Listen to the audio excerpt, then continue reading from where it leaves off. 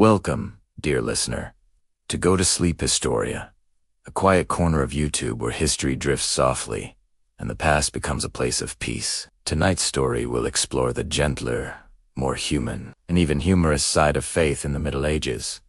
The monks who brewed ale, the singing pilgrims, the cheerful festivals of saints, and the comforting rituals that made life feel blessed and calm. So, settle in.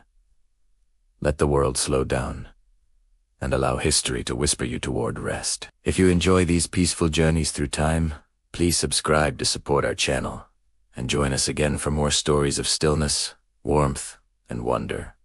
When you think of medieval times, do you picture doom and gloom, endless suffering, and strict dogma? What if I told you that beneath the surface of this often misunderstood era lay a vibrant, joyful, spiritual world, filled with laughter, celebration, and deep personal connection? Prepare to have your perceptions challenged as we uncover the surprisingly merry side of medieval spirituality.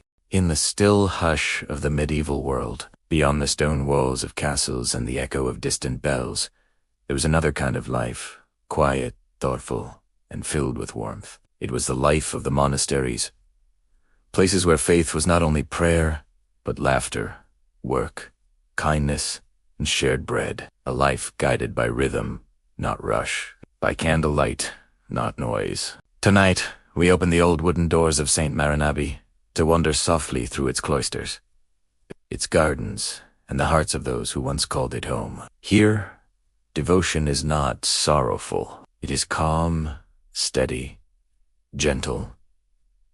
It sings quietly beneath the breath of prayer and in the crackle of a winter fire. So, settle into the stillness. Let the sound of history drift like evening mist. And as we explore the merry side of medieval spirituality, may your mind grow quiet and your heart find rest.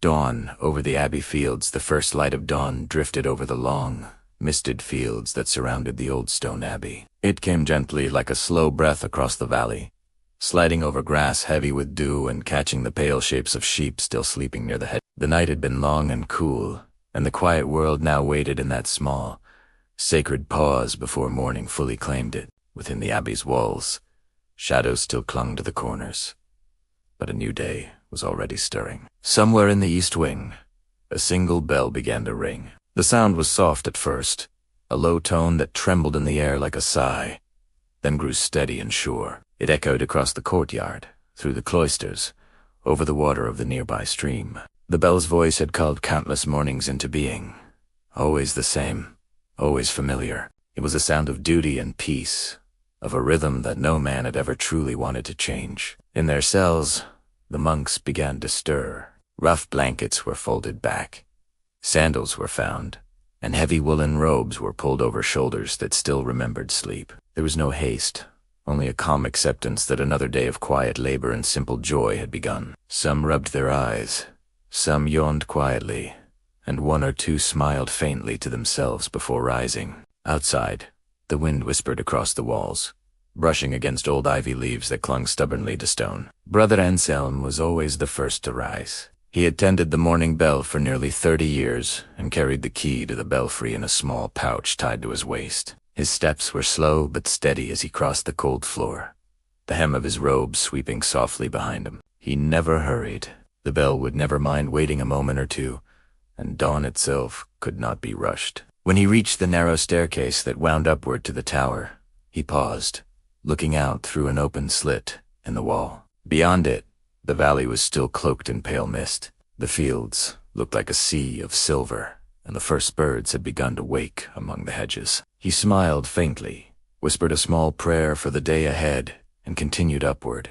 By the time the rest of the brothers gathered in the chapel, the morning light had grown bolder. It streamed through the tall, uneven glass windows, casting colors across the worn floor. The figures of the saints in those windows glowed like gentle fire, and the air smelled faintly of wax and damp stone. The abbot entered last, his steps measured and slow, his face serene beneath the deep hood of his robe. He carried no staff, no ornamentoni, the calm authority of a man long at peace with silence. They began their morning prayers in low, even voices. To an outsider, the words might have seemed repetitive, but to those who had spoken them each dawn for decades, they were the heartbeat of the world itself. The Latin syllables rolled softly through the air, blending with the light wind that moved through the chapel door. Every voice mattered equally. No one sang louder than the rest. It was a harmony of humility. When the prayers ended, the brothers filed out quietly,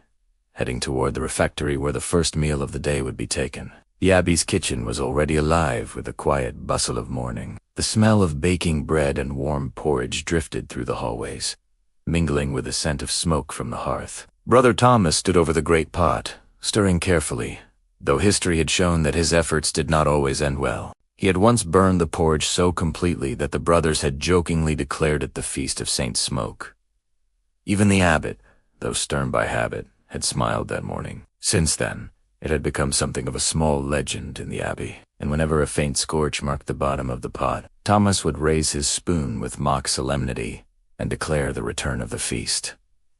Today, though, the porridge was safe, the fire was calm, and the pot steamed gently. Around him, the younger novices moved with quiet efficiency, fetching bowls, setting bread on the long wooden tables, and refilling the clay pitchers with fresh water from the well. Their sandals whispered softly on the stone floors. Every action seemed to carry a kind of silent rhythm, as though even the smallest task had a place in the great pattern of the morning. As they ate, no one spoke loudly. A few whispered exchanges drifted between the older monks, but most simply ate in reflective silence, content in the stillness. Occasionally, the faint sound of a spoon against a bowl or the creak of a wooden bench would echo gently through the hall. The food was plain but filling, and every man ate with quiet gratitude. When the meal ended, they rose as one and moved toward the courtyard. Outside, the sun had fully lifted above the horizon. The mist was thinning, revealing the soft greens and browns of the surrounding fields. Bees were beginning to hum among the wildflowers that grew near the Abbey walls. The sound of the river beyond the meadow could just be heard, murmuring over stones worn, smooth by centuries of flow. The day's work awaited them, but no one seemed to rush toward it. Instead, there was a short, peaceful moment of standing together beneath the morning sky, as if every man understood the rare beauty of those first golden rays. Brother Peter, who tended the gardens, was the first to move. He lifted his hands as though greeting the sunlight itself, and then made his way down the narrow path that led to the orchard. Others followed in twos and threes, heading toward the herb gardens, the granary, and the carpentry shed. Within the Abbey walls, peace settled like a second skin. The rhythm of life was ancient, unbroken, and deeply human. There was work to be done, yes, but each task was touched with quiet reverence. The monastery's walls had seen joy, sorrow, laughter, and prayer, all flowing together through time like the steady river outside. The abbot lingered for a moment by the gate, watching his brothers disperse. He had lived there for so many years that each face, each habit, each sound had become a kind of prayer in itself. He thought not for the first time how strange and lovely it was that holiness could dwell in such ordinary things. The creak of wood, the smell of bread, the sound of bees, the sight of old robes stirring in sunlight. He turned at last and began his slow walk back toward his chamber. Behind him, Brother Thomas laughed softly as a novice tripped over a bucket, spilling water onto his sandals. No one scolded him. The laughter echoed through the courtyard like a blessing. The morning bell had done its work. The world within those stone walls was fully awake now, not in a rush of noise or command, but in a calm, patient joy. It was the kind of awakening that asked for nothing, promised nothing, yet gave everything to those willing to listen. And as the sun rose higher over the Abbey fields, casting its light across the valley, the small, ancient community began another day of quiet labor and cheerful faith. There was holiness in their rhythm, beauty in their routine, and joy in the very simplicity of their being. The birds sang softly in the hedges, the river flowed on, and the Abbey of St. Maron welcomed the new day with the same peaceful grace it had known for generations.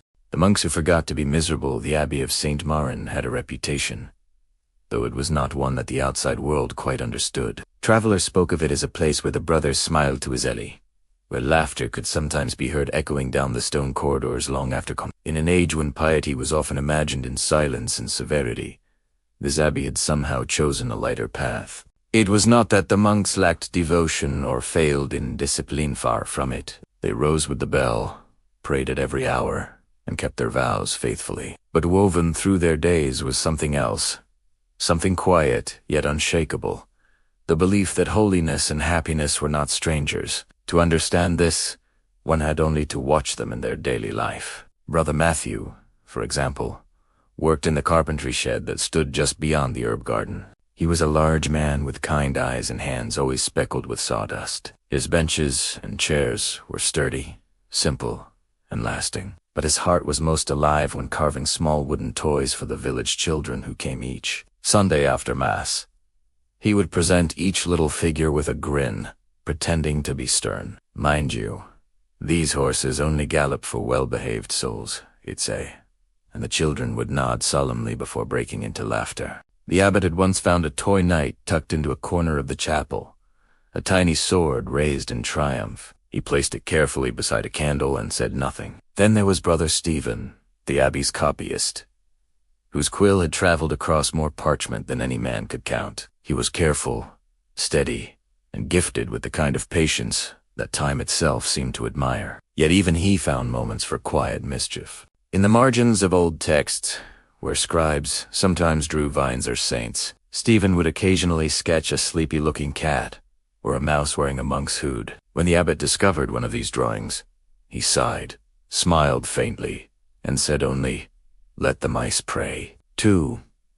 The abbey's library was filled with such quiet humor books of theology resting beside collections of fables and curious recipes, all copied by the same careful hands. It was as if the brothers believed that to laugh at the world was also to love it, and that such love was close to prayer. Their joy was not loud or careless. It was gently like a lamp in a long corridor, or a tune hummed while walking alone. They laughed easily, but never cruelly. Even their mistakes became part of the rhythm of their peace. Brother Simon was the youngest of them all, and his clumsiness was the source of constant good-natured amusement. He once dropped an entire tray of communion wafers moments before Mass. Instead of scolding him, Brother Thomas simply knelt and began gathering the pieces, sighing softly, "The Lord multiplies bread. It's only fair that we help him clean it." The others joined in, and soon the chapel was filled with quiet chuckles beneath the incense haze. In the evenings, after the last prayers were said, they often gathered in the refectory not for feasting, but for quiet talk. They would share tales from the village, small stories of kindness, or odd happenings from the nearby market. Brother Peter, who tended the gardens, loved to tell of the talking crow that once perched on the abbey wall, repeating the word Amen for an entire summer. "Proof," he would say, "that even the birds can't resist a good prayer." The brothers would laugh, their voices mingling with the creak of the old rafters and the soft murmur of wind outside. There was no pride in their humor, no desire to seem clever or bold. It was the laughter of men who had learned to see the world without suspicion, who had made peace with the clumsy and the ordinary. They found delight in the small rhythms of their days. The sound of rain dripping from the cloister arches, the way sunlight moved slowly across the stone floor during prayer, the taste of fresh bread on feast days. The abbot himself, though dignified and calm, did not resist the Abbey Assisi spirit. He had long believed that a cheerful monk was more trustworthy than a solemn one, for joy, once planted, had a way of steadying the soul. He was fond of saying, "We are not saved by our frowns." When younger monks fretted over mistakes in their chanting or faltered in Latin, he would remind them that heaven did not count errors, only effort. One spring, a bishop from a neighboring diocese came to visit. He was a grave man, sharp-eyed and particular, his robes heavy with embroidered crosses. The brothers welcomed him warmly, offered bread and ale, and showed him the gardens. Yet he seemed uneasy, as though the air here was too light for his taste. When he heard laughter coming from the kitchen, he frowned deeply. "This house," he said at last, "is too merry for a monastery." The abbot bowed his head politely. "Perhaps," he replied, "but we have found that sadness is no better at keeping the rule." That night, when the bishop had gone, the brothers laughed quietly over the exchange, though the abbot only smiled. "Let him keep his silence," he sighed gently. "We shall keep our peace." In the weeks that followed, spring gave way to summer, and the abbey was alive with color. Bees moved lazily between the orchard blossoms, and the gardens filled with herbs whose scent drifted through open windows.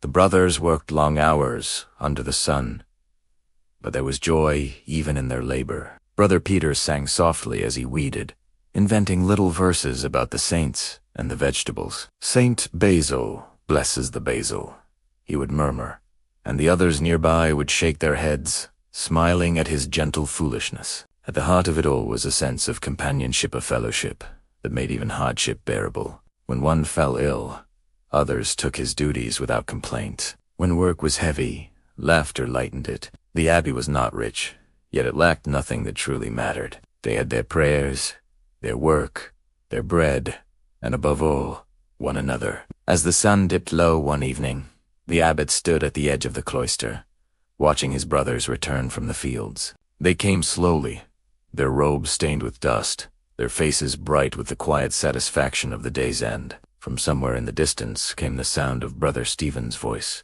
reading aloud a line from one of his beloved manuscripts.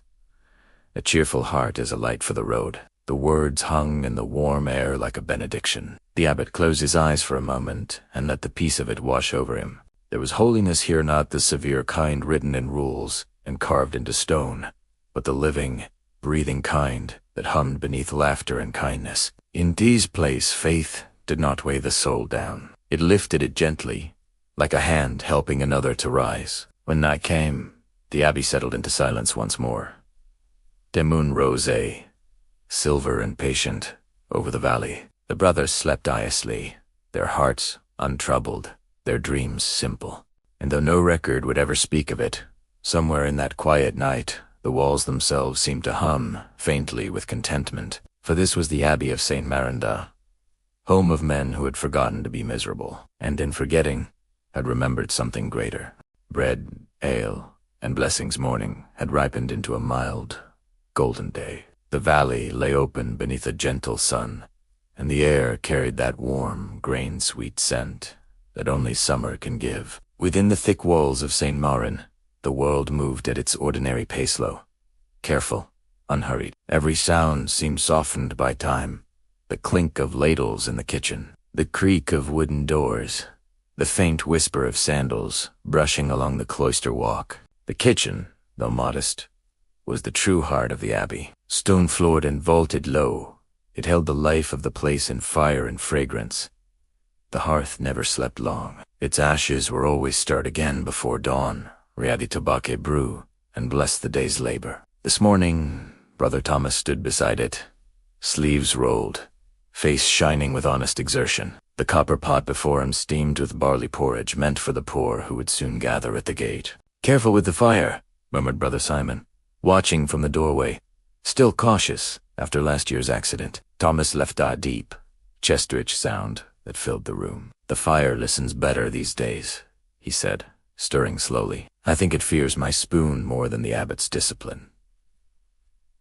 On the long table beside him lay loaves cooling under linen cloths. Their crusts glowed dark as polished oak, and the scent of yeast drifted through the air like prayer itself. Baking was a sacred craft here. Each loaf began with a whispered blessing, a cross traced in flour before the dough was kneaded, a quiet moment of gratitude as it was placed in the oven. To the brothers, bread was never mere food. It was life shaped by human hands, warm proof that faith could be touched. In the small adjoining room, Brother Matthew worked the leva of the millstone, crushing the last of the season's barley. The rhythmic groan of stone against stone sounded like an ancient chant.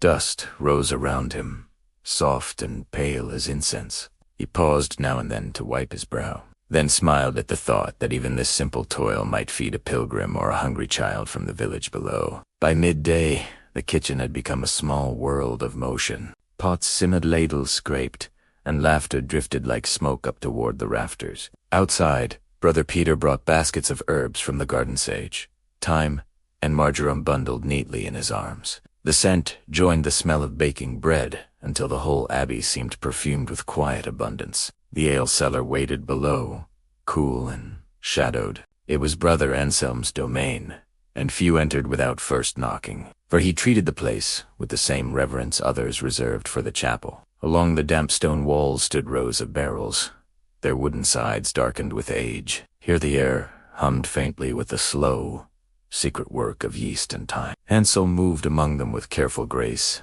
lantern in one hand, wooden mallet in the other. He tested each cask by sound one deep note, then another, listening as though the barrels spoke back. They did, in their own way. The ale was nearly ready for the feast of Saint Benedict, a celebration that filled the Abbey once each summer with visiting monks and weary travelers. As a work, Anselm whispered the short prayer he always used when tending the brew. Grant that what is made with patience be shared with joy. He believed every craft had its own liturgy. Brewing taught humility. It required waiting, trusting unseen forces, and knowing that some things matured best in darkness. Later, when the sun slanted through the narrow cellar window, the abbot himself descended the steps. "You keep the barrels well," he said, examining the rows. "They keep themselves," Father replied Anselm. "I simply listen." The abbot smiled. "Then may they sing sweetly when the feast comes." Above them, the kitchen bell rang a soft iron tone, calling everyone to the noon meal. The brothers gathered once more in the refectory, hands washed, robes smelling faintly of flour and smoke. Before eating, the abbot spoke the blessing, his voice low and even. "For grain and grape, for hands that toil, for hearts that rest contentio gracias." The meal was simple as ever: bread, a small wedge of cheese, a cup of thin ale, but it tasted richer for the labor that had gone into it. The bread's crust cracked pleasantly under the knife, releasing a warmth that mingled with the sound of quiet chewing and the occasional clatter of a spoon. Sunlight spilled through the high windows, turning the dust in the air to gold. When they had eaten, the brothers did not rise at once. For a few breaths they simply sat, eyes half closed, letting peace settle around them like another course of nourishment. Then, one by one, they stood and returned to their tasks. Some went back to the gardens, some to the scriptorium, a few to the riverbank where new stones were being gathered for the wall repair. That afternoon, Brother Thomas carried baskets of bread to the Abbey gate. There, several villagers waited.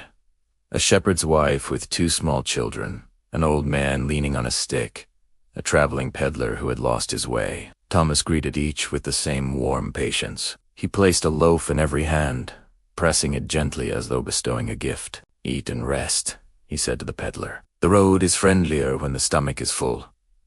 From behind him, Brother Simon appeared carrying a jug of ale. "And drink a little," he added shyly. "It will remind you that even strangers have brothers somewhere." The peddler smiled, astonished at such welcome. He looked past them toward the quiet courtyard, the flowers by the wall, the faint hum of bees. "This place," he said softly, "it smells like kindness." When they had gone, Thomas turned to Simon. "Perhaps kindness is the only fragrance we truly make," he mused. Simon nodded, and together they walked back through the gate as the bell rang for vesper. Evening light spread slowly across the Abbey, filling corners with a patient glow. The brothers gathered once more to pray, voices blending with the steady rustle of robes. The air still held the scent of baked grain and cooling ale. It was as though the day itself prayed beside them. Later, when the prayers were done, some lingered near the hearth. Brother Stephen read aloud a few lines from a psalm. "You have filled my cup till it overflows." The words made them smile. Overflowing was not only for chalices, it was for laughter, for bread shared freely, for hearts unburdened by fear. Outside, twilight deepened, and the first stars shone faintly over the fields. The monks of St. Marin moved quietly to their cells, content in the knowledge that they had labored well and gently. The ovens cooled, the ale rested. The valley sighed. In the deep stillness before sleep, the abbot walked once more through the empty kitchen. He touched one of the cooled loaves, tracing a small cross on its surface. The crust was firm, the scent sweet. He whispered to the darkness, "Bless the hands that give, and those that receive." Then he extinguished the lamp and climbed the narrow stair, leaving behind the lingering warmth of the hearth. The night gathered around the Abbey like a cloak, and somewhere in that hush the faint echo of laughter and gratitude mingled with the smell of bread and ale, gentle proof that even the humblest labors could become a form of prayer.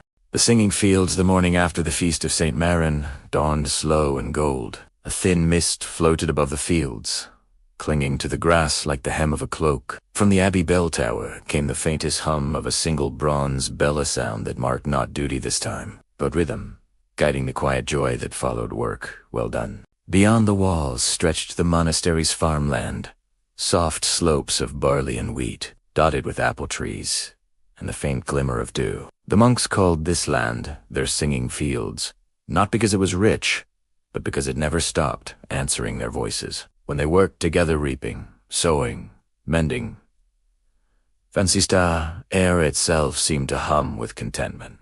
Brother Stephen, the youngest among them, was the first to step out that morning. His sandals brushed through the wet grass, leaving dark tracks behind. He carried a small spade and a wooden bowl filled with seeds. His breath made tiny clouds in the cool air, and for a moment he stood still, listening. There it was again, the far-off murmur of the river, the gentle hiss of wind over the barley, the faint cry of a distant crow. Behind him, others followed Brother Thomas with his wide shoulders and steady gait, Brother Matthew humming tunelessly under his breath, and old Brother Alderd, leaning on a walking stick polished smooth by time. They moved without haste. The land was their patient companion, and it asked for nothing but care. The monks worked in silence at first, not by rule, but by instinct. The sound of tools and soil, the steady rhythm of rakes, and the rustle of leaves made its own kind of chant. Then, after a while, one voice began to rise softly, as if testing the air. It was Brother Simon, his tone clear and gentle, singing one of the old harvest hymns. Praise be for the earth beneath our feet, for seed that sleeps and grain that wakes. The others joined in, one by one, until the valley itself seemed to join the chorus. The birds startled from the hedges, but did not flee far. The song was not loud, only steady, blending with the sigh of the wind. From the road below, a passing traveler might have mistaken the sound for a dream, a lullaby spilling from the hills. In those moments, the monks were not only laborers, they were keepers of rhythm, stewards of harmony between man and earth. They had no machines, no rush, only hands and patience. Each furrow turned by Brother Thomas's spade was like a verse written in the soil. Each handful of seed scattered by Stephen was a small act of faith. By midday, the mist had vanished. The fields shimmered beneath the sun, and sweat beaded on the monks' brows. They paused beneath a great oak that grew near the center of the land. There, Brother Aldord lowered himself onto a stone and drew from his robe a small loaf and a wedge of cheese. "Simple food," he said, smiling, "but food shared tastes twice as fine." They sat in a half-circle, their shadows long against the grass. The conversation wandered like the wind about the weather, the bees, the rumor of pilgrims arriving soon. Brother Matthew told a story of his youth in the distant hills, where he had once sung to a cow so stubborn it refused to be milked until he recited a psalm. The others laughed quietly, the sound low and good-natured. When they rose again to work, the afternoon felt slower, softer. The barley swayed as though keeping time with their movements. In truth, the brothers loved these long days, most of all the honest tiredness that came from working in peace. The abbot often said that labor done with calmness was a prayer without words. And indeed, as the hours passed, each man seemed wrapped in his own silent devotion. At the far end of the field, Brother Stephen paused to watch a small bee hover near a cluster of daisies. It landed, vanished, and then rose again in a shimmer of wings. He smiled, whispering, "Even the bees have their hymns." The words were lost in the breeze, but perhaps heaven heard them. By the time the sun began to sink, the work was nearly done. The fields now bore the soft marks of care furrows, dark and straight. Seed spread evenly like stars cast upon the soil. A faint scent of turned earth filled the air, rich and cool. The monks gathered their tools and began the slow walk home. As they neared the abbey, the bell rang again, this time calling them to its echo rolled over the fields like a sigh of gratitude. Behind them, the day dimmed into gentle shadow, and a pale moon appeared above the tree line. Inside the abbey, The brothers washed their hands at the stone basin, the water cold and clear. Their nails were rimmed with soil, but no one minded. Dirt from the fields was considered an honest mark, a reminder of work freely given. In the refectory, a single candle flickered as they ate their evening meal. Barley stew and bread baked from last year. Esgrain. Afterward, some went to the cloister to walk in silence before sleep. The cloister garden glowed faintly under moonlight. The lilies, half closed, gave off a soft perfume that mingled with the scent of wet soil. Brother Thomas and Simon walked side by side, not speaking. Occasionally, one would murmur a short prayer, not for needs, but for gratitude for the calmness of the world when left unheard. Later, as the Abbey lights dimmed, the fields outside still seemed alive with faint sound. Crickets sang in the grass, the wind brushed through the wheat, and the low murmur of the river carried on. It was as though the earth itself continued the monks' song long after they had gone to rest. In his small cell, Brother Stephen lay awake for a time, listening. He thought of the seeds beneath the soil, hidden but alive, and wondered if faith itself was something like that, quiet, unseen, yet certain to grow when tended with care. Before sleep took him, he whispered the line of that old harvest hymn again. For seed that sleeps in grain that wakes, the words faded into the night, joining the murmuring of the singing fields. And outside, under the patient moon, the monastery lay at peace. The wind turned the barley in gentle waves, as though the land itself were breathing prayers into the sky. Pilgrims by the road the next morning dawned pale and wind-stirred. Mist gathered once more along the river bank, curling around the abbey walls like smoke. Beyond the gate, the narrow road stretched east toward distant hills, lined with hawthorn and stone. It was along this road that travelers sometimes came slow-moving, weary, and full of stories that had begun far beyond the monks' quiet world. The brothers of St. Maron had long made it their custom to welcome pilgrims. They saw in each traveler not a stranger, but a reflection of the same long journey every soul must take toward rest, toward light, toward peace. So, when the bell at the outer gate clanged twice that morning, the porter was ready. Brother Peter, who served that duty, lifted the latch and found 3 figures waiting beyond the threshold. The first was a tall man wrapped in a patched brown cloak, a pilgrim's staff in his hand. The second was a woman in a faded blue mantle, her face partly hidden by the hood. The third was a child, no more than 8 years old, holding a small bundle of possessions tied in cloth. Their shoes were caked with mud, their eyes heavy with fatigue. "Peace of St. Maron be upon you," Peter said gently. "You have come far." The man nodded. "From Canterbury," he said. "We followed the pilgrim road to Santiago, but the child took ill. We seek only a night's rest, and a blessing if it pleases your abbot." Brother Peter smiled. "You will find both." He stepped aside and guided them within. Inside the abbey court, the travelers blinked against the sudden brightness. The sun was climbing through the mist now, revealing the gentle geometry of cloisters, gardens, and tiled roofs. The air smelled of rosemary and baking bread. To the weary, it must have seemed a dream. The abbot met them soon after, his expression kind and measured. He listened without hurry to their tale, the long walk from England, the ferry crossing at Dover, the quiet roads of France now stretching before them. Every pilgrimage is both journey and mirror. He sighed softly. What we seek on the road is often what waits within. He ordered that they be given food and rest. Brother Thomas brought warm broth.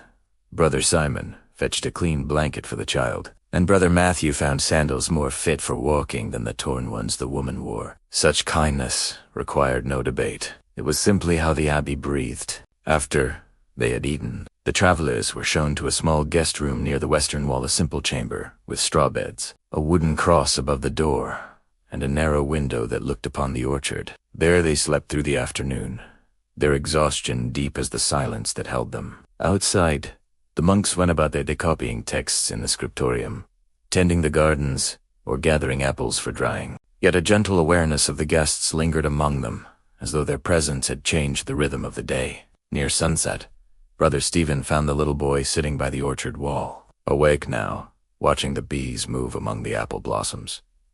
"You like the bees?" Stephen asked, kneeling beside him. The boy nodded.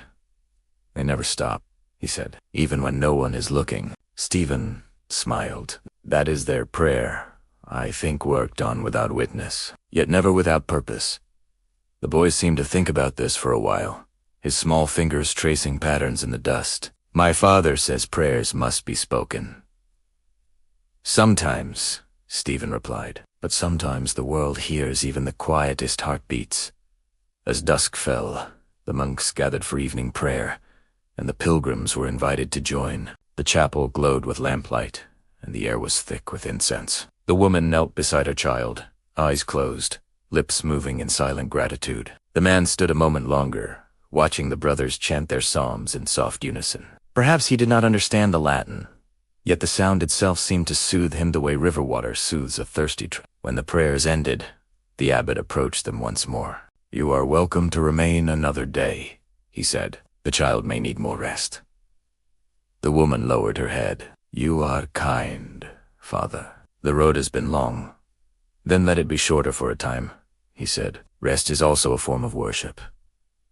That night, the abbey slept under a clear sky. The stars burned cold above the valley, and a faint mist gathered over the river once more. The pilgrims lay in their small chamber, safe and silent, while the monks prayed in their cells for their continued journey. In the deep hours before dawn, Brother Anselm passed by the guest wing, carrying a lantern. He paused a moment at their door, hearing the steady breathing of sleep. A gentle smile touched his lips. "May their road be kind," he whispered to the quiet hall, then went on his way. When morning returned, it brought the sound of bells, again slow, comforting, unhurried. The pilgrims rose, washed, and ate a humble meal of bread and cheese in the courtyard. The child laughed now, the illness of the previous day already fading. Before they left, the abbot offered a small leather pouch filled with dried fruit and a short prayer of blessing. "May the dust of the road be soft beneath your feet. May every door that opens greet you kindly, and may the Lord walk beside you, unseen but near." The man bowed deeply. "We will remember this place," he said. "Then we shall remember you in prayer," replied the abbot. They set off soon after, their figures shrinking along the road until they became small dots against the green valley. Brother Stephen watched them go, shading his eyes against the sun. "I always wonder," he said quietly to Brother Simon beside him, "where such journeys truly end." Simon answered, "Perhaps not at the shrine, nor the city, but somewhere between the heart's silence and its next breath." The two stood there for a while, watching until the figures vanished over the hill. Then they turned back toward the abbey gates, the air warm and alive with bees again. By noon, the road was empty, yet their presence seemed to linger, a faint echo of footsteps, a sense of motion continuing beyond sight. And in some way, the abbey felt wider, more open for their having passed through. In the refectory that evening, the abbot spoke softly as the brothers ate. "Hospitality," he said, "is the joy of meeting God in unfamiliar shoes." No one replied, but all nodded. They understood as night deepened. The monks of St. Marin once again prepared for rest. The candles burned low, and a soft wind crept through the cloisters, carrying with it the faint scent of the pilgrim road dust, distance, and the promise of tomorrow. And somewhere, beneath the same stars, the three travelers walked on, their steps guided by faith and the memory of an abbey where bread was shared. Prayers were sung, and kindness waited like a quiet light upon the road. The feast of St. Benedict. The summer sun rose warm and full on the morning of the feast of St. Benedict. Long rays slanted across the abbey roofs, setting the stone to a honeyed glow. The air carried a faint fragrance of meadow flowers, ripened grain, and distant wood smoke from the kitchens already at work. It was the one day of the year when the monastery stirred before the bell. For weeks, preparations had been quietly unfolding. Bread baked in double measure, barrels of ale tested and retested by Brother Anselm, honey jars polished, and candles dipped anew in the wax shed. The feast was both solemn and merry, a mingling of worship and warmth. Even the abbot, known for his gentle gravity, smiled more freely on this day. Brother Thomas, broad-shouldered and forever calm, stood near the courtyard well, filling buckets to wash the benches. His sandals splashed in the cool overflow. and now and then he hummed a line of plainchant under his breath. A clean bench, he said to himself, is as much a blessing as a clean soul. Nearby, Brother Simon hung garlands of ivy and herbs along the cloister arches. The scent of thyme and mint drifted through the walkways, mingling with sunlight. Each year he chose new patterns, this time weaving small sprigs of lavender through the green, so that the corridors smelled faintly of peace. At the heart of the Abbey, in the great hall, the long tables waited, their surfaces polished smooth by decades of hands and meals. Wooden bowls, modest yet shining, stood in careful rows. The brothers took pride in such order, believing that beauty need not be grand to be holy. As the morning bell rang, the brothers gathered in the chapel for mass. The chanting rose slow and steady, a sound that wrapped around the walls like gentle water. Through the narrow windows, birds could be seen wheeling above the fields, as though circling in approval. The abbot's voice carried softly above the chorus. Work and prayer, joy and rest, these are not two paths, but one. When the service ended, a subtle cheer lingered in the air. It was not. Loud monks were not given to shouting, but it lived in their steps, in the quiet glances exchanged as they went about the day. The feast of St. Benedict was not a day of idleness, but of joyful work done together. Mid-morning villagers from the nearby valley began to arrive, walking in small groups up the Abbey road. Some carried baskets of apples or cheese. Others came with instruments, pipes, flutes, and a worn drum. The monks welcomed them as they always did, with open gates, warm smiles, and the scent of baking bread floating on the breeze. Children ran, laughing between the herb beds, their voices like birdsong among the cloisters. Brother Peter watched them with gentle amusement. It is good, he said to Brother Stephen beside him, that joy runs faster than age. Stephen smiled. Yes, but the old still follow close behind. Soon, the courtyard filled with music. The villagers played a soft, lilting tune, simple and repeating, like a heartbeat. The monks listened while carrying out their duties. Some clapped softly in rhythm, others simply watched the sky, content.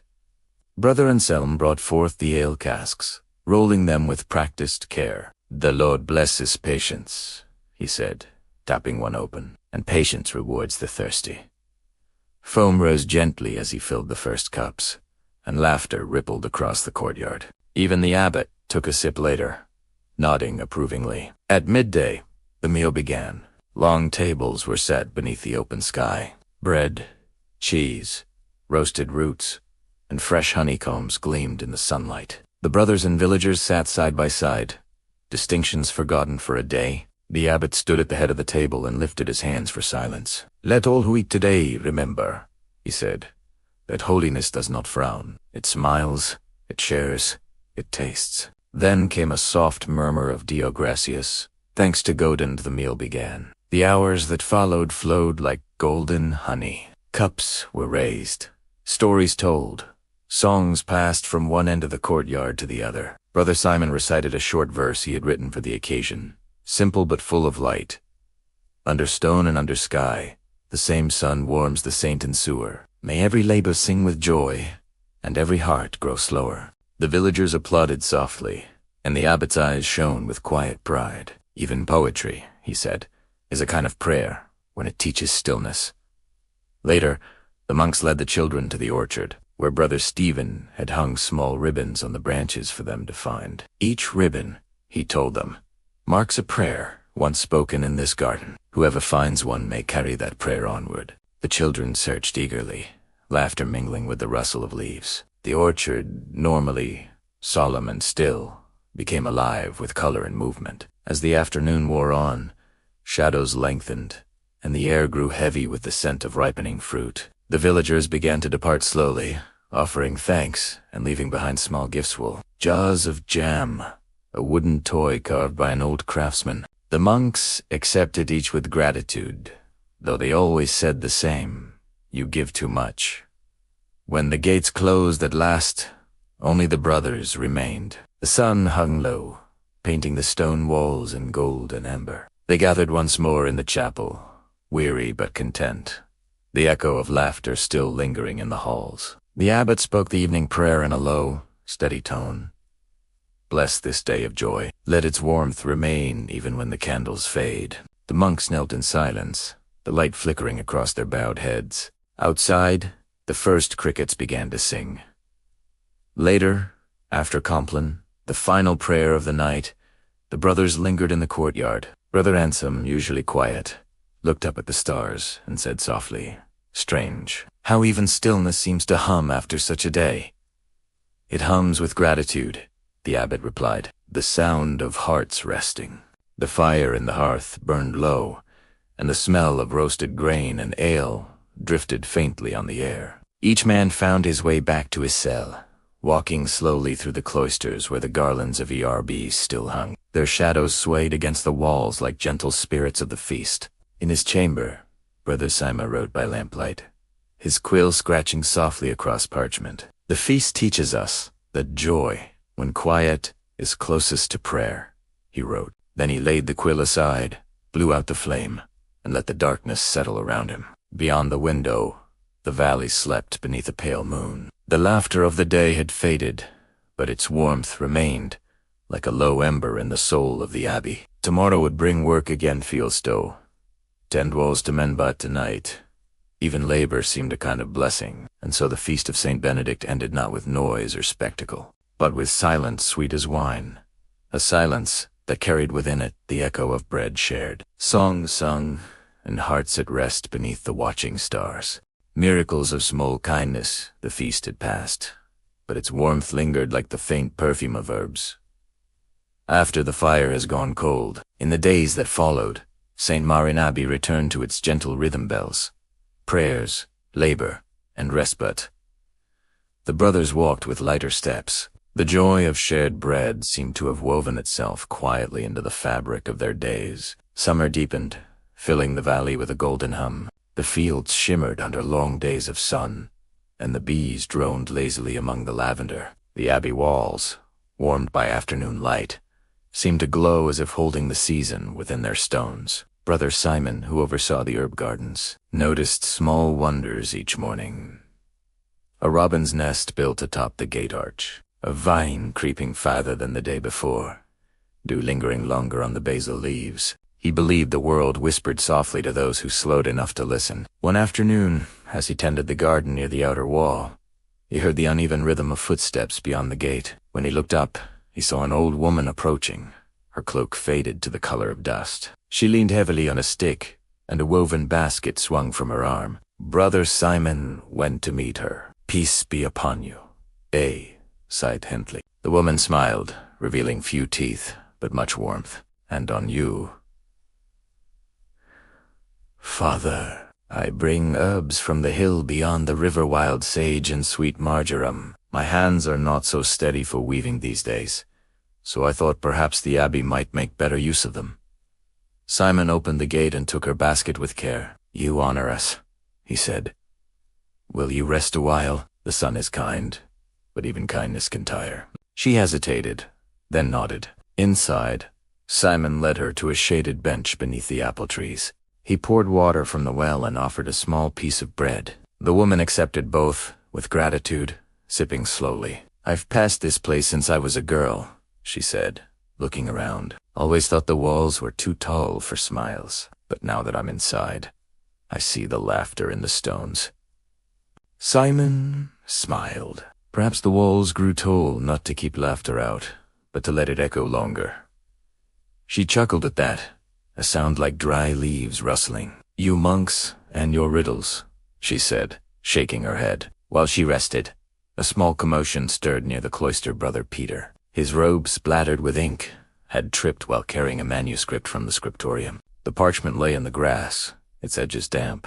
Simon excused himself and went to help. When they returned, the old woman was gone. Only her basket remained, resting neatly on the bench. Inside, beside the herbs, lay a small loaf of bread wrapped in cloth still, warm. On top sat a single wildflower, its petals pale blue as the morning sky. Simon stood silent for a moment, then whispered, "A gift for a gift." He carried the basket to the kitchen, placing it where the brothers would find it later. The small act would be remembered long after the herbs had been used. In the Abbey, kindness rarely arrived as grand gestures. It moved quietly like water seeping into roots, unseen but nourishing. A monk who noticed a broken sandal would mend it before dawn. A novice would leave a candle burning outside an elder's door during long nights of study. Bread left at the gate might vanish before sunrise, taken by some hungry soul too shy to ask. Brother Anselm, the brewer, had his own way of blessing others. Each winter, he set aside one cask of ale, smaller than the rest, which he brewed with honey instead of barley. He called it St. Marin's cup, and poured it only when a traveler arrived trembling with cold. It warms faster than prayer. He would joke, though in truth he believed the warmth was prayer itself. Brother Matthew, meanwhile, kept a habit of slipping small notes of encouragement into the hymn books. Your voice is enough, one might read, or sing softly, and heaven still hears. He never signed them, but everyone guessed. Even the abbot, whose face was carved with the years, practiced a quiet mercy. Hiachavenin, after Complan, he walked the empty corridors. With a lantern, he paused at every door, not to listen but to stand in silent blessing. The brothers never knew he did it, though sometimes they would wake at night feeling inexplicably calm, as though peace itself had brushed by their cell. One such evening, as the abbot walked his rounds, he paused at the infirmary. Inside, Brother Aldard lay in bed, weakened by age and a fever that had stolen much of his strength. His breathing was shallow but steady. Beside the bed sat Brother Stephen, keeping watch. The abbot entered softly. "How fares our elder?" he asked. Stephen looked up and smiled faintly. "He sleeps more than he wakes, but his dreams seem kind." Aldard stirred then, eyes fluttering open. "Dreams of work well done," he murmured. "I see fields I once tilled, and hands I once helped." The abbot sat beside him. "Then you are already halfway to heaven," he said. Aldard chuckled weakly. "If heaven is as quiet as this, I might just stay here." The three shared a brief, hentless silenza. Then Aldard said, "Abbot, when I am gone, do not waste candles for me. Give their wax to the children in the village for winter lamps. Light is meant to wander." The abbot placed his hand on the old monk's shoulder. "So it shall," he promised. A few days later, Brother Aldred's fever passed, and so did peacefully, in his sleep. As the dawn bell rang, the brothers mourned softly, not with sorrow, but gratitude. They buried him in the orchard, beneath the same tree that had shaded many of his midday meals. On his grave, they placed a single wild flower, the same blue as the one left by the old woman's gift. The abbot, standing before the gathered monks, said only, "The smallest kindness is often the loudest sermon." The brothers nodded, and silence followed, deep and full of meaning. That evening, when the sky turned violet and the bells echoed faintly over the valley, Brother Simon returned to the garden. The bench where the woman had sat was empty again, but the air around it smelled faintly of sage and bread. He sat there for a while, hands folded, thinking of all the small miracles that passed unnoticed each day. He thought of laughter shared between strangers, of warmth in a cup of candles lit unseen. He thought of how kindness, once given, never truly vanished. It simply changed hands, finding new hearts to rest in. The wind rustled through the herbs, carrying their fragrance across the courtyard. Somewhere in the distance, a child laughed, perhaps in the village below. Simon smiled to himself and whispered into the gathering dusk, "Yes, the world still remembers." And in that quiet hour, as the first stars blinked awake over St. Marin Abbey, it seemed that the whole earth breathed a single, gentle truth, that holiness was not a thunderclap, but the soft sound of kindness continuing, endlessly, from one soul to another. The abbot's secret garden, the heart of St. Marin Abbey, was not its chapel, nor its cloister, nor even the scriptorium where words were caught and kept like fireflies in parchment jars. It was something quieter, a small walled garden, hidden behind a narrow wooden door at the end of the cloister walk. Few knew it existed at all, and fewer still had entered it. It was said to belong to the abbot alone. No lock guarded the door, yet none among the brothers thought to open it. They assumed the abbot kept his herbs there, or perhaps stored the tools of his youth. Whatever it held was not spoken of. In a place so rich with silence, mystery was simply another form of reverence. The abbot himself, Father Oswin, was a man of mild expression and deep patience. His beard, once black as raven feathers, had softened white. His hands, though worn, carried the stillness of long practice. To the brothers, he seemed carved from the same calm as the Abbey's stones. Yet there were evenings, after the bells had faded and the corridors lay empty, when the abbot would take a small lantern and walk to the far end of the cloister. He would open the wooden door, step inside, and disappear for hours. It was not curiosity that made the brothers wonder what lay beyond that door. It was affection. They had seen the abbot carry much: the sorrow of sickness, the weight of decisions, the quiet burdens of faith. They hoped, secretly, that whatever waited inside that hidden garden gave him peace. One evening, when the moon hung low and the air smelled faintly of cut grass, Brother Thomas happened across the cloister just as the abbot entered the garden. The old man's lantern glowed briefly, then vanished behind the wall Thomas Pousset. He was a young monk still new to the abbey, wide-eyed and uncertain in his duties. He Citate then walked to the door. Through a small gap in the wood, he glimpsed light flickering across leaves, but he turned away, unwilling to intrude. Weeks passed. The abbot continued his nightly visits, and one morning, after chapter prayers, he called Brother Thomas to his study. "Walk with me," the abbot said. They crossed the courtyard in silence, the gravel crunching softly beneath their sandals. At the end of the cloister, the abbot stopped before the same wooden door and looked at the younger man. "Have you ever wondered what lies within?" he asked. Thomas lowered his gaze. "I have, Father, though I did not wish to disturb what is holy to you." The abbot smiled faintly. "Curiosity is no sin when guided by gentleness. Come." He opened the door, and together they stepped inside. The garden was not large, perhaps the size of a small chapel, but it seemed to breathe. A narrow stream wound through its center, fed by a hidden spring. Moss covered the stones like soft cloth. Fruit trees leaned gently inward, their branches heavy with apples, plums, and small golden pears. Between them grew flowers in quiet disarray: marigolds, lilies, violets, and roses, their scents mingling in the air. At the far end stood a wooden bench carved long ago. Beside it, a small shrine, not to a saint, but to a simple wooden cross wrapped in ivy. Thomas stood silent, his breath caught by the beauty of it. "It feels alive," he said softly. "It is," the abbot replied. "Every leaf here grows from something once cast away." He knelt beside the stream and cupped water into his hands. "When I first came to St. Marin, this place was barren, a patch of dry earth and broken stone. I tended it as I tended my heart, one seed at a time." He looked around, eyes gentle with memory. "The apple trees grew from seeds I planted after the first winter's hunger. The roses from a widow's garden we restored after the flood. The violets from Brother Aldred's grave. Every living thing here carries a story of loss made tender." Thomas listened, awed. "Do the brothers know?" "They know the fruit," the abbot said with a small smile, "not the root." For a while they walked the narrow paths. Bees hovered in lazy circles, and sunlight sifted through the leaves like old gold. The abbot moved slowly, touching the plants as though greeting old friends. "This garden," he said, "is not for solitude, though I am often alone in it. It is where I speak to those who can no longer answer, and where I listen to the silence between prayers."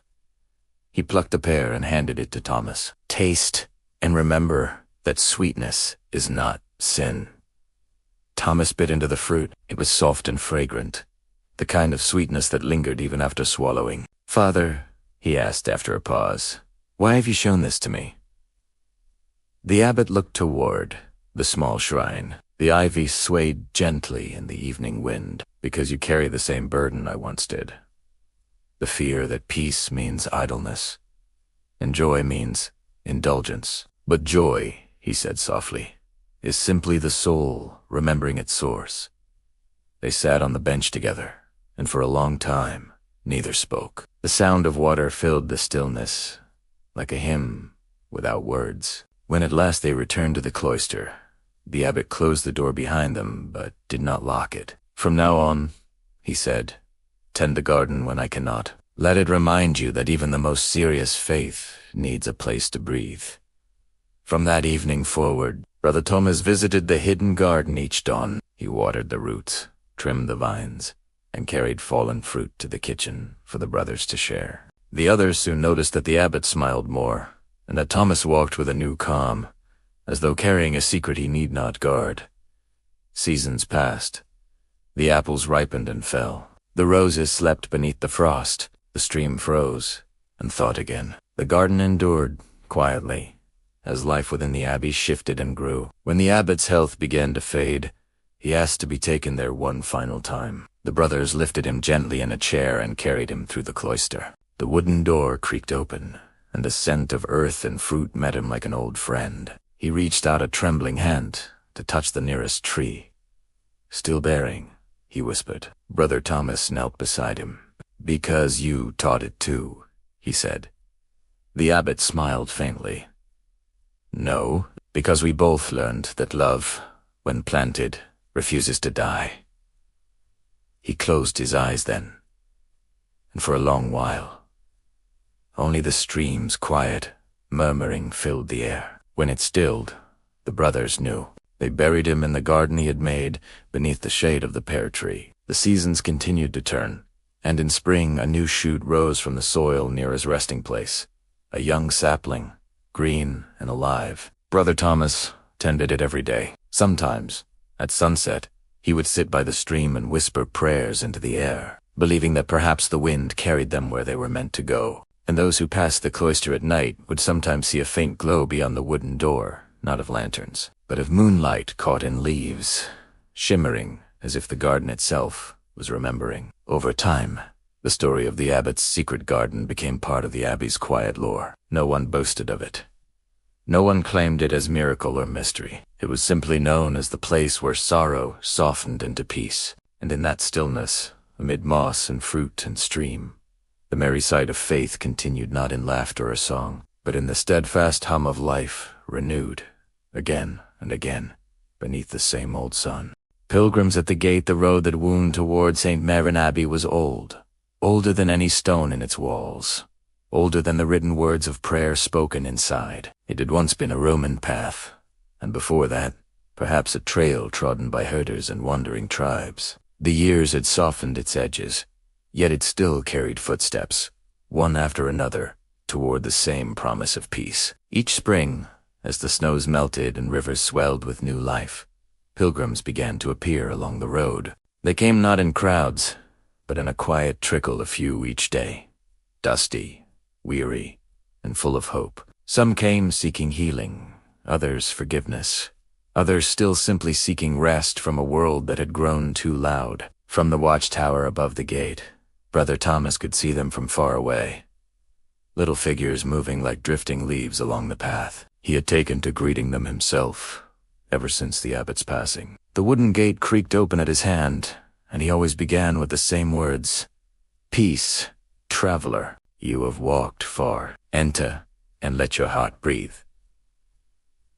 One morning, as sunlight broke over the hills and scattered gold across the valley, he saw 3 figures approaching: a woman, a man, and a boy no older than 12. Their clothes were rough, but clean, their steps steady, though slow. When they reached the gate, the woman bowed her head. "Brother," she said softly, "we come from the Riverlands. My husband's back is bent from labor, and my boy, he dreams of thunder every night. We were told St. Maron's peace could quiet the heart." Thomas nodded and motioned them inside. "Then you have come to the right place." The abbey, though simple, seemed to wrap them in stillness the moment they entered. The clang of distant bells faded into a hum-like breath. Birds fluttered along the cloister roofs, and the scent of bread drifted faintly from the kitchen. Thomas led them to the guest house, a long stone building near the orchard, where travelers were given straw beds and warm soup.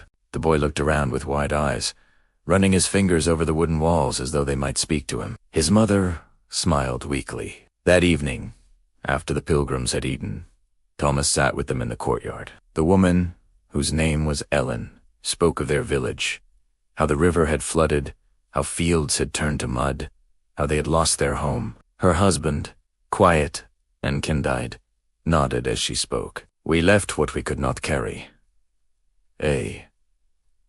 sighed simply, "but we have our boy, and that is enough." Thomas listened without interruption. When they finished, he said, "Sometimes the soul grows lighter only when it has been emptied."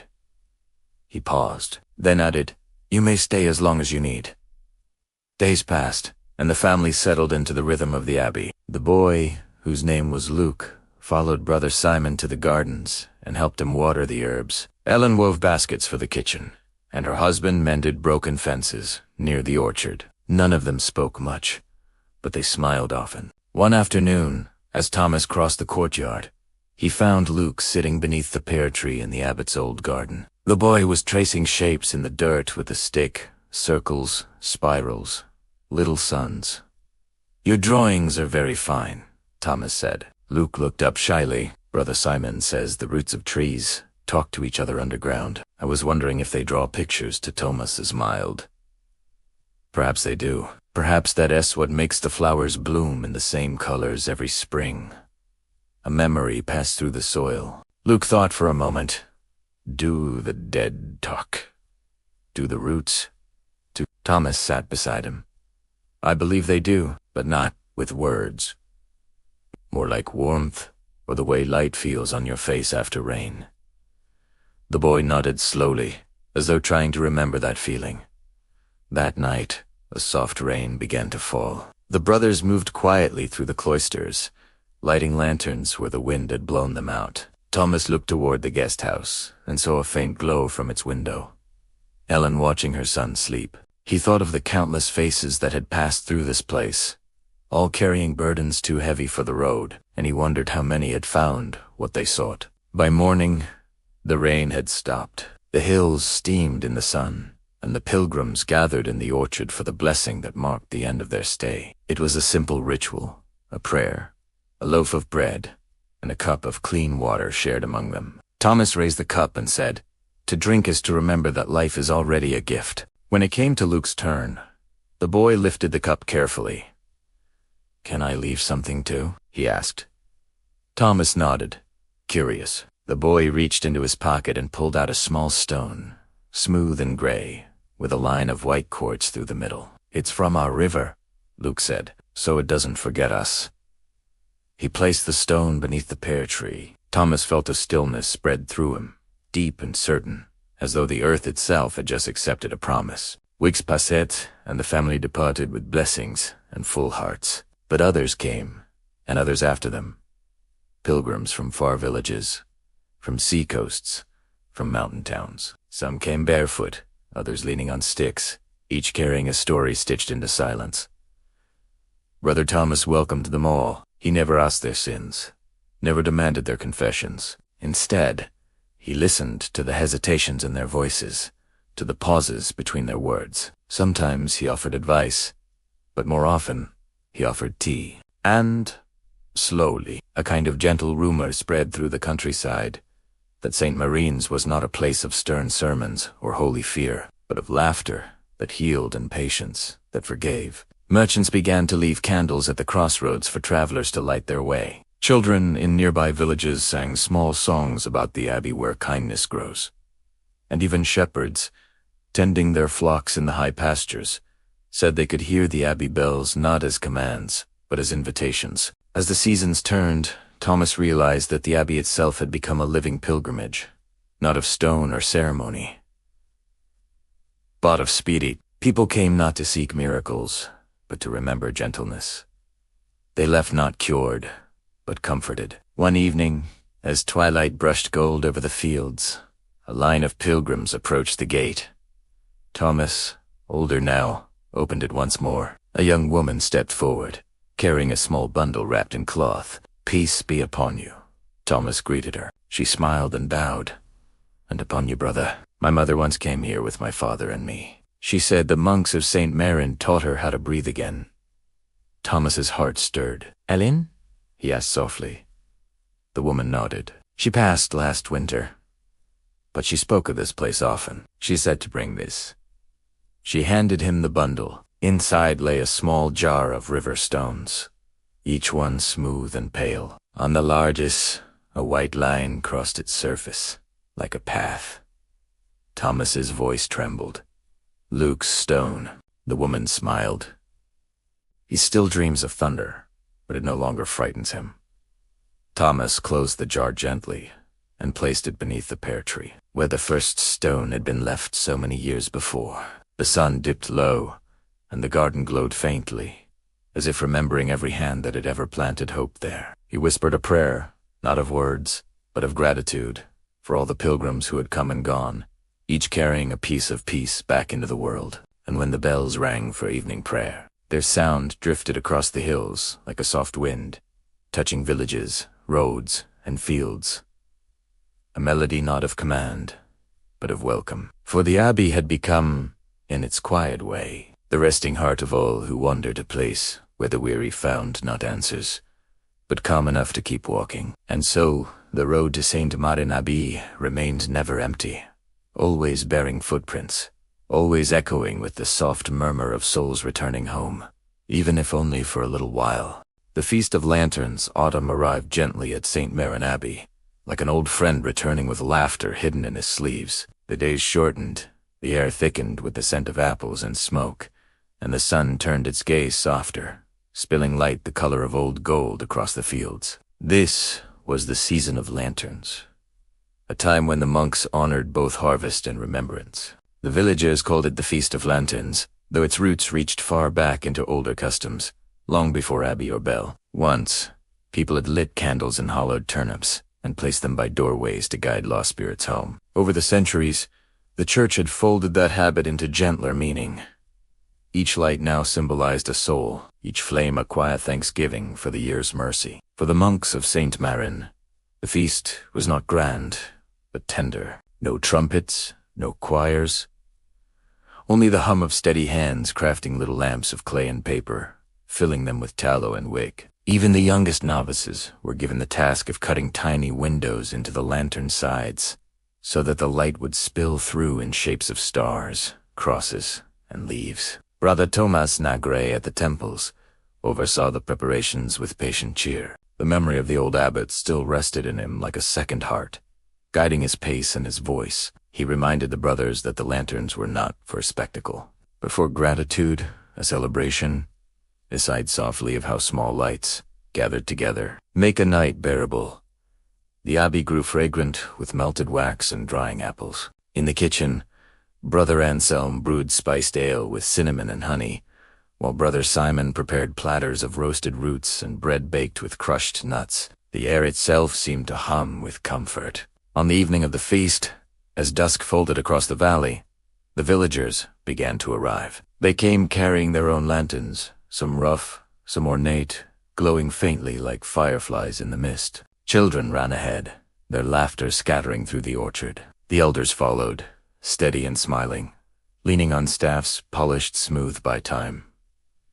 The brothers met them at the gate. No one was turned away. In the spirit of the season, the line between monk and villager faded until it felt as though everyone belonged to one long, breathing family. When the final bells sounded, all gathered in the courtyard.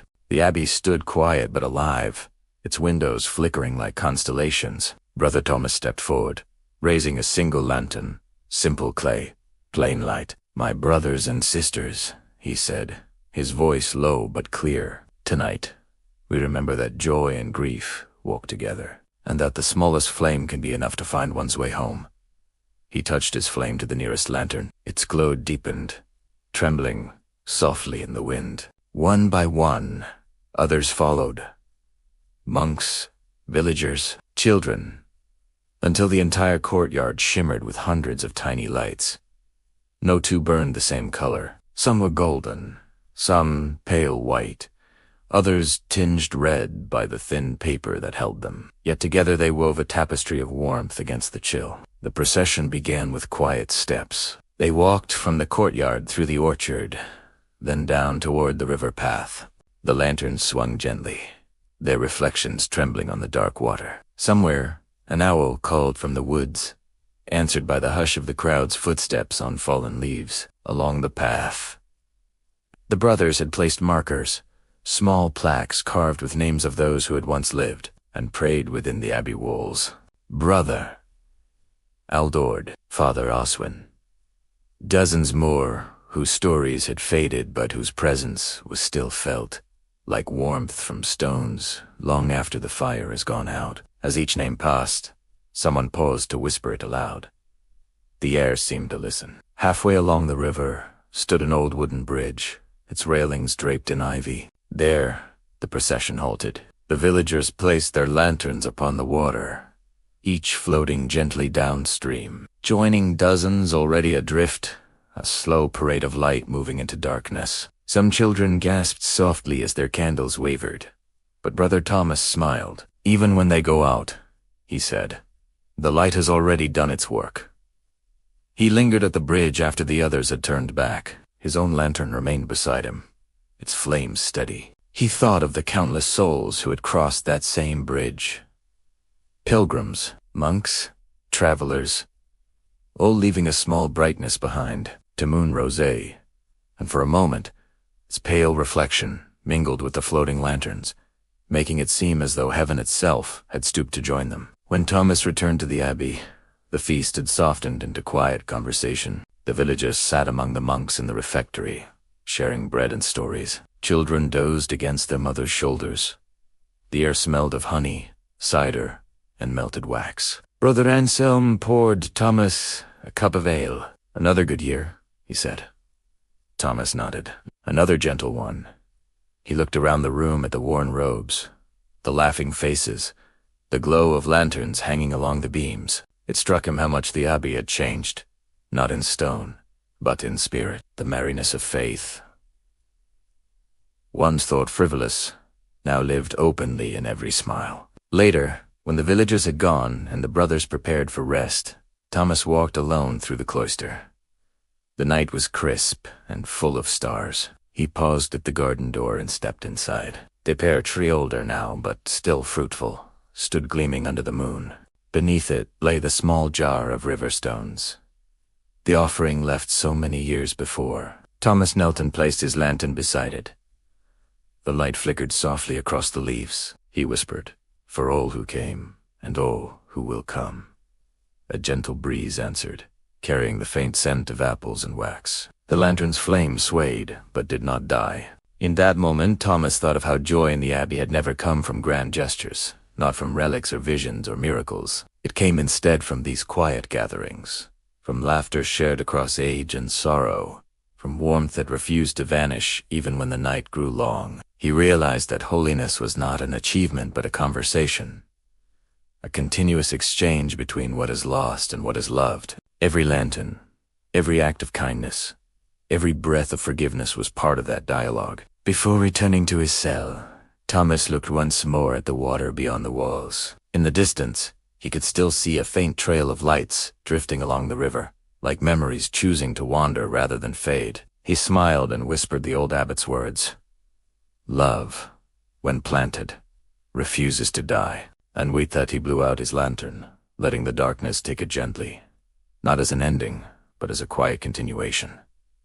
The bells did not ring that night. The only sound was the soft rustle of wind through the orchard, and the steady pulse of the river, carrying the last of the lights toward the open sea. Winter at St. Maron, winter came to St. Maron Abbey with a hush so deep, it felt like the world was holding its breath. The fields beyond the walls, once golden and alive, lay wrapped in silver frost. The river slowed to a murmur, and each morning the windows bloomed with lace-like ice. The sound of footsteps softened under snow, and every voice seemed quieter, as though the season itself asked for reverence. Inside the abbey, warmth gathered in small places. The brothers moved more slowly, bundled in layers of wool, their breath misting in the air as they worked.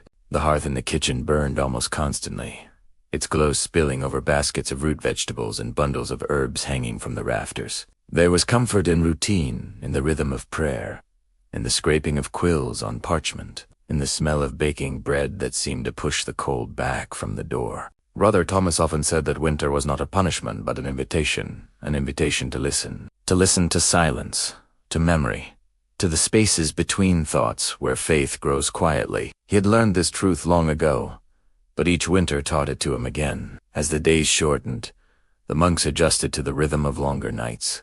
Their vigils by candlelight became moments of still beauty. Brother Simon tended the candles with care, trimming wicks and setting fresh beeswax before each service. When Tay sung, their voices seemed to hang in the cold air longer than usual, drifting up toward the dark rafters like smoke. Beyond the cloister walls, the villagers kept to their cottages, but sometimes a knock would echo on the abbey gate. It might be a shepherd seeking warmth, or a traveler caught by snow. None were refused. The abbey, though poor in riches, never lacked in hospitality. One evening, a stranger arrived, a young woman wrapped in a rough cloak, her face pale with cold. She carried a bundle no larger than a loaf of bread. Brother Thomas opened the gate and guided her inside. She spoke little, only that she had lost her way while traveling north. The brothers offered her food, warmth, and rest. Later, when she slept near the kitchen fire, they discovered her bundle was a small harp, polished, smooth with years of touch. It was clear she was no ordinary wanderer. When she woke, she offered to play in gratitude. The brothers gathered, curious but silent. Her fingers touched the strings gently, and the sound that followed was like snow melting, soft, pure, and slow. The melody carried through the corridors, blending with the faint crackle of the fire. For the first time in months, laughter rose from the refectory. Even Brother Anselm, who rarely smiled, found his face lightened. The woman's music filled the abbey like sunlight, and for that single night, winter felt less like a weight and more like a deep rest. Afterward, she stayed a few days, helping in the kitchen and tending to the animals. She told them her name was Elaine, and she had once played in noble halls, though her heart had grown weary of pride and noise. She sought quiet places, where songs were still prayers, not performances. St. Marin, she said, was such a place.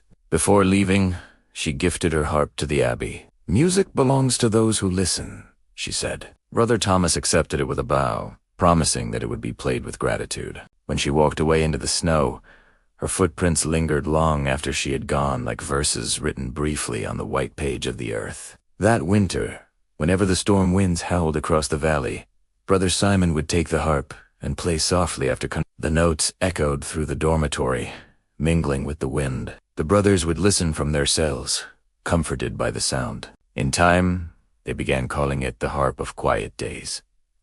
One night, when the snow fell, especially thick, Brother Thomas sat alone in the cloister. The lamps flickered, their flames bowed by small draughts that slipped under the arches. The garden beyond lay buried in white, the pear tree a silhouette of silver and shadow. He thought of years past, of the abbot who had once walked beside him, of old companions now resting beneath the orchard soil, of lanterns that had floated down the river and disappeared into the dark. All of it, joy, sorrow, laughter, was part of a single long breath of time. He smiled faintly, whispering the old saying, "What we keep in silence is often what lasts the longest." The next morning, sunlight came unexpectedly bright, scattering jewels of frost from the trees. The brothers gathered at the windows, their faces lit with wonder. The world outside glittered as if every blade of grass had been touched by starlight. Brother Thomas called it the benediction of frost, and that day they worked with renewed spirit, mending walls, tending animals, sharing hot broth with villagers who came bearing gifts of grain and cheese. The abbey's bells rang at noon, their sound carrying far across the white fields. As evening fell, Thomas wrote a short note in the abbey's record book. Winter teaches not through silence alone, but through endurance, through the still joy of keeping light alive when all seems asleep. It was not a sermon, nor a report, simply a thought, offered quietly to the future. By Candlemas, the snow began to thin. The first blackbird sang in the orchard, a small voice breaking months of hush. The brothers paused in their work to listen, smiling. Brother Thomas closed his eyes and whispered, "It begins again." The cycle would continue winter into spring, silence into song, and St. Maron Abbey would remain as it always had, a place where the merry side of spirituality lived not in spectacle, but in warmth shared between souls who chose kindness over comfort. That night, the harp was played once more. Its sound drifted up through the beams, through the cold stone and beyond the roof, into the clear stars that blinked like 1,000 small lanterns above the earth. The brothers slept peacefully, and even the wind seemed to hum along a quiet hymn, for another winter survived. Another season of light kept alive through gentleness and faith. The pilgrim's gift spring returned to St. Maron Abbey as quietly as a sigh. The snow melted into the earth, and from it rose the faintest scent of green. Tiny flowers, white, purple, and yellow, began to peep through the grass along the cloister walls. The air, once heavy with the chill of winter, now carried the delicate hum of bees and the sweet dampness of thawed soil.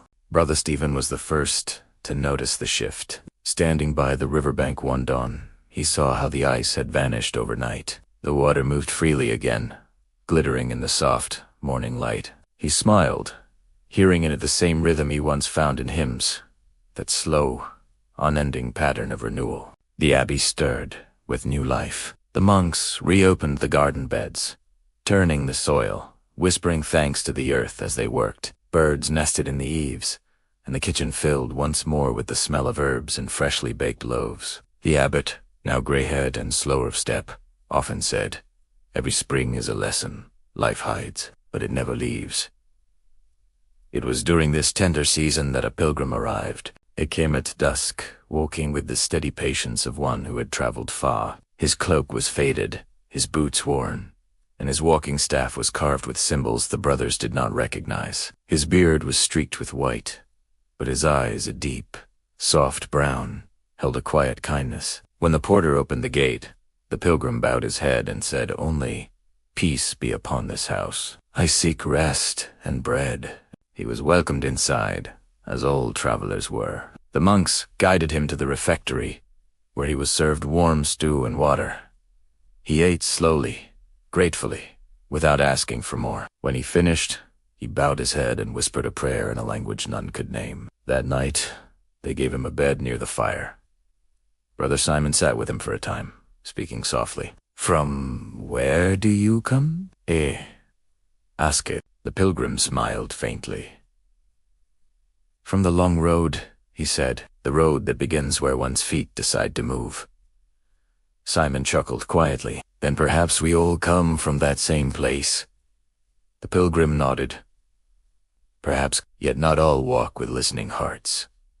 The words lingered with Simon long after the man fell asleep. The next morning, the pilgrim joined them for prayers in the chapel. He stood in silence as the chant began, his eyes closed, his hands folded against his chest. When the hymn ended, he looked up at the small stained glass window that glowed with the rising sun. His face softened to something like wonder, though he said nothing. After prayers, he offered to help in the garden. Though clearly weary from travel, he worked with slow care, pulling weeds and loosening the soil. He spoke little, but his silence felt gentle, not distant. The brothers sensed something about him, a calm that was not practiced, but lived. As the day waned, the pilgrim sat beneath the great pear tree, gazing toward the horizon. Brother Thomas joined him, carrying 2 wooden cups of water. "You've labored well," he said, offering one. The pilgrim accepted it with a nod.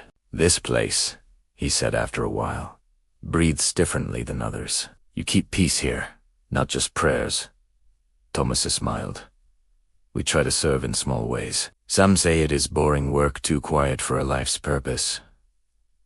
"Ah," said the pilgrim softly, "but boredom and peace are brothers, if one learns to listen."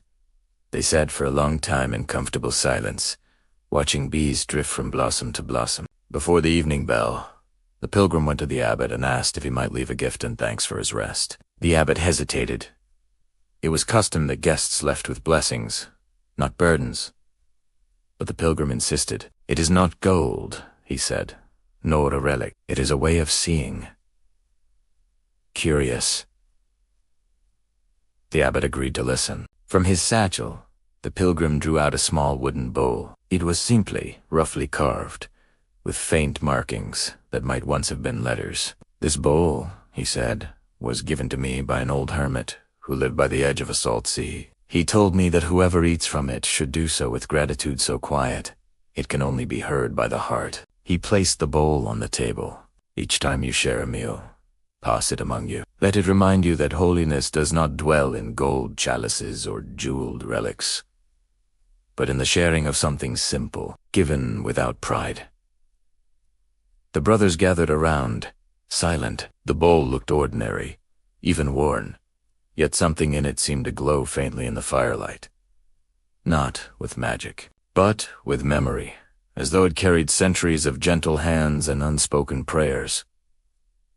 The abbot thanked him deeply. "We will keep it," he said, "not as treasure, but as a reminder." The pilgrim bowed. That is all it was ever meant to be. That night, the brothers placed the bowl at the center of their table. Each man touched it lightly before eating, and a stillness fell over them, not solemn, but peaceful. The bread tasted a little sweeter, the stew a little warmer. The silence between them felt full, not empty. When they looked up, the pilgrim was smiling.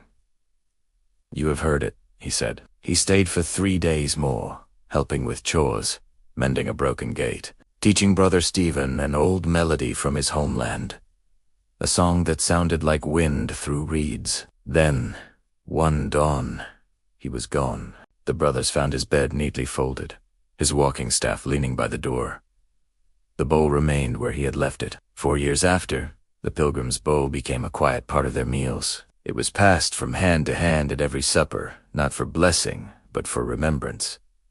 A sign that joy and holiness were born, not from grand visions, but from the simple act of being present with one another. Brother Simon once said, "The pilgrim's gift was not the bowl itself.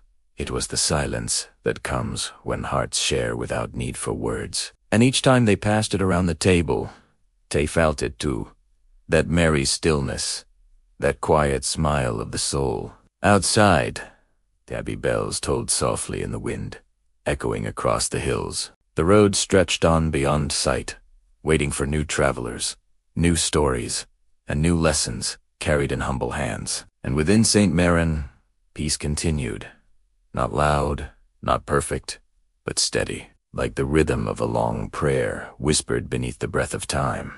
The Lantern Festival summer came to St. Maron Abbey. With slow brightness, the meadows swelled with tall grass, and the air was full of bees, of laughter, and of that deep hum that comes when the land itself seems alive. The brothers rose before dawn each day, and though their work was steady, there was a lightness to it now, the kind that comes after seasons of hardship have passed. The days grew long, the sun generous. By midsummer, even the stone walls of the abbey seemed warm to the touch. In the evenings, the sky turned to gold, then rose, and finally a calm blue darkness, where the stars shone like tiny bells. It was during such an evening that the abbot, seated beneath the old pear tree, spoke softly to the gathered brothers. "This year," he said, "let us remember all who walked with us and now rest beyond the hill, not with mourning, but with light." The idea stirred among them like a gentle wind. Brother Stephen tilted his head.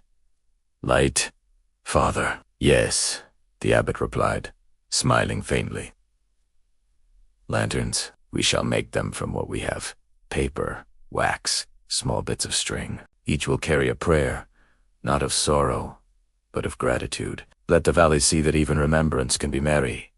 And so began the making of the lanterns. For days, the abbey hummed with quiet activity. Sheets of parchment, scraps of old hymnal pages, and bits of vellum were gathered from the scriptorium. Brother Matthew, whose hands were steady as any craftsman's, taught the others how to fold and bind them. Brother Simon mixed the beeswax, filling the air with its soft honey scent. The youngest novices cut shapes into the sides, stars, leaves, circles, so that light could spill gently through. They worked by daylight and lamplight alike, their laughter mingling with the chirping of crickets. Even old Brother Thomas, whose eyesight had dimmed, shipped one lantern by touch alone, whispering a psalm as his fingers traced the edges. Each monk wrote upon his lantern a few words of remembrance. Some wrote the names of lost brothers, others simple phrases: "For peace, for laughter, for the river's song. Brother Stephen, unsure what to write, asked the abbot. "Write what lives in your heart," said the abbot kindly. "It need not be grand. The heavens do not weigh words, only sincerity." So Stephen wrote a single line, "For the joy that hides in quiet days." When the last lantern was finished, the brothers carried them to the riverbank. The sun was just sinking, painting the water with ribbons of red and gold.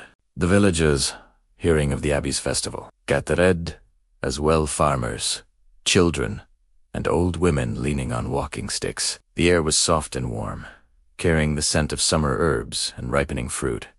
The abbot stood by the water's edge. "Tonight," he said, "we do not remember with tears, but with gratitude. We send forth our prayers as light, gentle, wandering, and free." One by one, the brothers lit their lanterns. Each flame flickered uncertainly at first, 10 stadiate, glowing through the paper-like warm breath. The abbot nodded, and they placed the lanterns upon the water.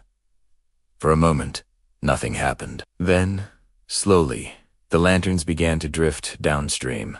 Their light reflected 100-fold upon the surface. The river carried them like stars set loose from heaven. The crowd grew silent. Even the birds seemed to hush. The soft glow rippled through the valley, and the Abbey bell rang once, low, resonant, and kind. Brother Simon began to sing, his voice low and tender. It was not a hymn from the books, but a melody of his own making, a tune shaped by years of peace and labor. The others joined in, their voices blending with the hum of the night. Their song neither joyful nor sad, but something between, something eternal. Light upon the river flows, carry love where no one goes. Flame of heart and hand and song, may your warmth forever long. The villagers began to hum along. A child laughed softly as his lantern drifted near the reeds, its tiny flame glowing like a living soul. The abbot smiled, watching how the river caught and carried each light without losing a single one. When the last lantern had vanished beyond the bend, they stood a long time in silence. The world seemed different, gentler somehow, as though the air itself had been blessed. The monks returned to the abbey by starlight. The path home glowed faintly, still touched by the light that had passed over it. Inside, they shared a simple supper of bread and cheese. No one spoke much. There was no need. Peace was complete. In its quietness, later that night, Brother Thomas sat in the cloister garden, gazing at the sky. The stars shimmered faintly, reflected in the basin of rainwater near his feet. "It is the same," he murmured. Above and below, light meeting light. Brother Stephen joined him, carrying 2 cups of warm milk. They sat together, listening to the soft creak of branches and the rustle of wind through ivy. "Do you think," Stephen asked, "the lanterns reached heaven?" Thomas smiled, his voice low. "Perhaps they didn't need to. Heaven may have been right here, for a while." The young monk nodded, watching the reflection tremble in the basin. "Then I hope we keep it here a little longer." And indeed, 4 days after, the villagers said the valley seemed unusually bright at night, as though the lantern's glow had lingered in the mist. The abbey carried that brightness in its heart, a reminder that faith need not always whisper of sorrow. Sometimes it could hum with joy. In the record of that summer, Brother Simon later wrote, "The light we gave away was not lost. It returned to us in laughter, in shared bread, in the warmth of one another's company." From that year onward, the Lantern Festival became a tradition. Each midsummer, they sent the gentle flames downstream, small beacons of hope in a world that too often forgot the power of quiet happiness. And each time the river carried their light into the dusk, it seemed to sing softly, as though the water itself had learned the tune of peace. The gentle benediction autumn came quietly to St. Maron Abbey, dressed in gold and soft gray. The air turned cool again, carrying the scent of wood smoke and ripe apples. The fields, once bursting with summer green, now shimmered with faded amber. The brothers walked slower these days, their robes brushing through fallen leaves that whispered like parchment beneath their feet. It had been a full year since the first feast of St. Maran, the first song in the fields, the pilgrim's gift, and the glow of the lanterns upon the river. A full circle of seasons of labor and laughter, of silence and prayer. Yet, as the year waned, there was no sadness in the air, only a sense of fullness, as though the Abbey itself were breathing out content. The abbot, now older and thin as parchment, spent his mornings in the orchard. He walked with a cane and often paused to touch the bark of the pear tree, feeling its roughness beneath his hand. The tree had grown strong over the years, bearing sweet fruit that the brothers shared with villagers each harvest. "It is good," he would murmur, "to leave sweetness behind." One evening, as the sun folded itself beneath the hills, Brother Stephen joined him. The air was rich with the scent of crushed leaves, and far off, a bell rang from a neighboring village. "Father," Stephen said softly, "the seasons pass so swiftly. Sometimes it feels as though time moves like the river, always onward, never pausing." The abbot smiled faintly. "That is true, my son. But do you know what the river teaches?" Stephen shook his head, that it never stops singing, even as it flows away. They stood together in silence, watching the light dim behind the trees. As night settled, the brothers gathered for what they called the benediction of thanks, a simple evening they held at the end of each year. There were no grand ceremonies, no guests, no feasts, only candles, bread, and gentle words. The refectory glowed with soft gold light. The wooden bowl, the pilgrim's gift, rested at the center of the table. Around it lay sprigs of lavender, autumn apples, and a loaf of warm barley bread. The harp of quiet days stood by the wall, its strings faintly catching the firelight. Brother Simon strummed it once, and the note lingered like a sigh. "We have been blessed with quiet things," he said, "with work, with laughter, and with one another." Brother Thomas nodded. "And with patience," he added. "Patience is the slow song of peace." The abbot looked around at them, at faces he had watched grow from novices to men, at the deep calm that filled the room. He raised a hand and said softly, "Then let this be our benediction, not a blessing of words, but of silence. For silence is the language of peace, and peace is the laughter of heaven." The brothers bowed their heads. For a long moment, no one spoke. The fire crackled gently, a single candle flickered, and the night beyond the walls grew deep and blue. Then, as was their custom, they passed the pilgrim's bowl. Each man touched it and whispered something quietly, perhaps a prayer, perhaps gratitude. No one needed to know. The act itself was enough. When it came to Brother Stephen, he held it a moment longer. "For the joy that hides in quiet days," he whispered again, repeating the same words he had written on his lantern months before. And when he looked up, he saw the abbot smiling. After the meal, they walked to the cloister one last time before winter. The moon hung low, full and pale, casting silver across the courtyard. The fountain had slowed to a trickle, but its sound was still soft and steady, a reminder that even in stillness, life continues. Brother Thomas began humming the lantern song, and soon the others joined. Their voices floated through the arches, gentle and warm.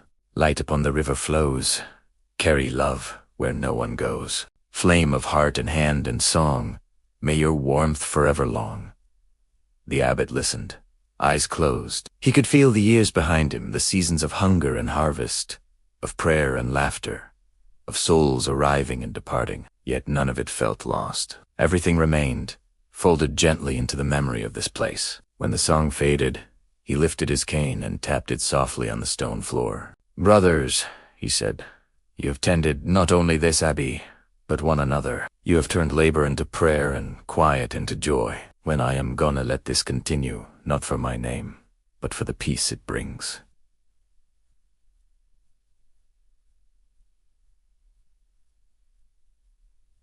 Brother Simon spoke gently. "And what shall we call this peace, Father?" The abbot smiled.